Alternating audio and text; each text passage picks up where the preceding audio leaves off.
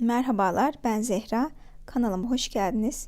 Sizler için glutensiz, şekersiz tam bir kış keki yaptım. Evinizde olan malzemelerle yapabileceğiniz çok basit bir kek.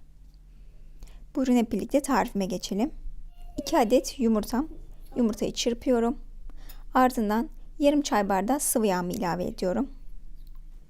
Aynı çay bardağıyla yarım çay bardağı da yoğurdumu ilave ediyorum. Ev yapımı yoğurdumu ilave ediyorum. Ve çırpıyorum bunları da. 1 adet orta boy olgun muz. 1 adet de yine orta boy portakal, suyunu sıktım portakalın kabuğunu. 1 adet de havuç ilave ediyorum. Yine orta boy bir havuç. Ardından portakal suyumu ilave ediyorum. Ve hepsini çırpıcı ile bir güzel karıştırıyorum.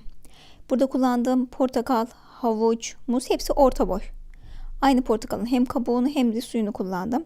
Şeker burada kullanmıyoruz. Şeker yerine 1 yemek kaşığı dolu dolu pekmez ilave ediyorum. Pekmezi de ilave ettikten sonra bir güzel karıştırıyoruz. Tadı o kadar güzel oldu ki sanki şekerli gibi oldu. Pekmez gerçekten o tadı çok güzel verdi.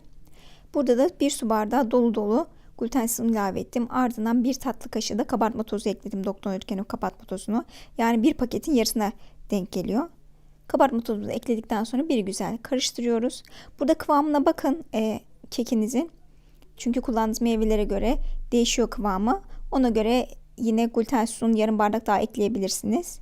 Bir güzel karıştırdıktan sonra yağladığımız fırın kaplarımıza döküyorum. Ardından 160 derece fırında 30 dakika pişirdim. Piştikten sonra iyice içini çekmesini bekledim. İçi bir güzel çektikten sonra da afiyetle kestim yedim.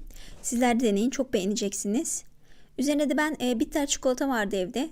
Onu da ekledim. İsterseniz ilave etmeyebilirsiniz. Tamamen size kalmış.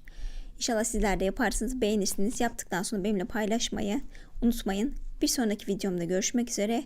Hoşça kalın, sağlıklı kalın.